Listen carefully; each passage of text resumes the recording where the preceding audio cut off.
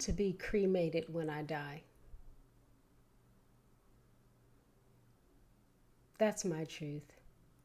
And growing up in a in a house with a mother who was Baptist, so growing up Baptist, Christian, going to church seemingly most days of the week, you know, and just that environment, that belief system, it was like cremation was a no, burial, right? And what's interesting about that is when you think ashes to ashes, dust to dust, which would actually be cremation, but that's a whole other thing. But the mindset, at least at that time, right, the 80s, 70s, 80s, was burial. Don't burn my body. And that's fine. It's all about who we are, what we want, what we're deciding consciously. Not for me, something passed down and I do it because that's what's been done or is expected. No, what is true for me?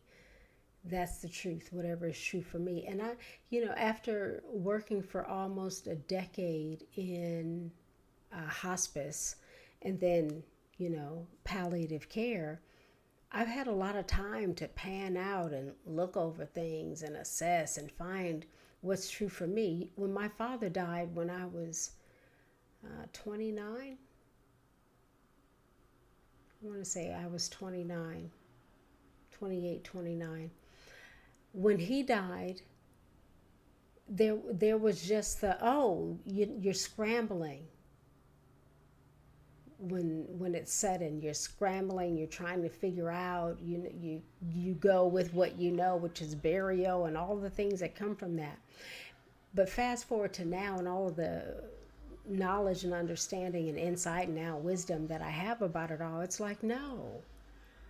The truth is that when I leave this body, there's no investment to anything else for me.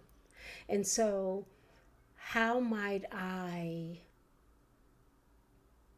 not leave a financial burden for someone or even for myself? Because of course we can prepay and plan and all of that, or allocate a certain amount of thousands over for, my father's funeral. What was it? Almost $20,000.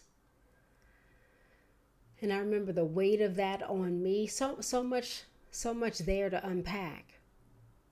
But that's a lot of money, right? When I can be cremated for $799. I'm not invested in maintaining the outline of my beingness, meaning the physical shape of my structure, a body that allows you to see me, to remember me, to hold. No, I'm not invested in that once I leave that body. Once I leave the body, I'm not invested. And so because I know that now as someone who's alive and well and healthy today, gratitude, alive and well and healthy today, things change in an instant. A person's pain that's persisted for 2 weeks becomes a diagnosis: stage 4 pancreatic cancer, stage 4 colon cancer. You have lung cancer now. So gratitude that I am alive and well and healthy today. And when that changes, because it will, either by a diagnosis or just sickness, old age, death. It is a part of being born. It's a part of being alive. We enter and we leave. And so because I know that it's coming, I don't need to invest in holding on. So while I am alive and well, I can make informed decisions about what I want when I'm no longer there in this place of now, which is alive and healthy and well. And I know I don't want to be buried. I sent my partner a message today and I said, I want to be cremated. Like, put my ashes in a wine bottle, remove the air, cork it, call it a day. Then you can look at the wine bottle and laugh, like, yes, Kissiah loved her red wine. Or maybe it's an IPA for somebody, or maybe it's a book. Maybe it's a tree that you plant, then you sprinkle the cremains. I feel like, and I'm just thinking about it in this moment, that being cremated actually just allows for a lot more options that are aligned with who the person was and continues to be in others' memories. Maybe you create a small version of a bookstore, like a little tiny libraries that you see, the free tiny little libraries you see on people's lawns, where there's a book and then there's something in there of my cremains. Because all of the money around that, and people, it's not about the money. It's no. It's also about the money. I would want those who loved and cared for me and about me to spend that money in some way that moved their lives forward. College tuition, your own retirement, some unforeseen emergency, travel, quality of life, something other than spending $10,000 on a casket. Because I have to give you the best. And I am not diminishing, or I do not intend to diminish anyone's choices. Forgive me if it feels that way. I'm learning more and more about the ways of my expression and how it might cause another to feel. So I want to acknowledge that. I just tend to talk very directly.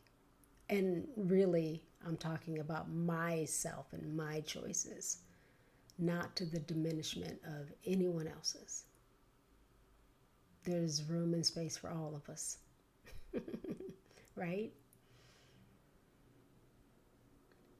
I would just rather that money be spent somewhere else, on snacks. Date nights, something, and not on things I didn't value, and I don't value those things. So let's talk about that. It's my value, minimalism. Just cremate me. And then decide what you want to do with the cremains.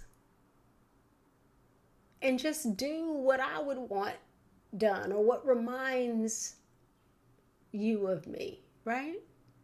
And so I'm thinking about you, audience. Do you think about this? Do you think about dying and what you want?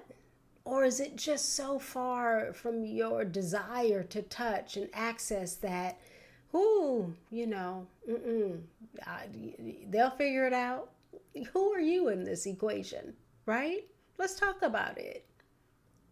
Because I love talking about death, dying, the nature of impermanence, and all of those things. That is a yes for me. Do you want to be cremated or buried? That is the question. Might you have an answer for yourself? And tell me about what is behind your answer, how you arrived at your decision for yourself. Let's think about it. Let's talk about it. Life is lifing, isn't it? Thank you for being with me always. You know that. I appreciate your time, your attention, your ear, all the things. Support, share, subscribe, beyond and above and below and betwixt. And take good care. Pause for yourself. Take good care. Be present, be alert, be awake. Our lives are happening right now, not later. Yeah. I'll talk to you soon.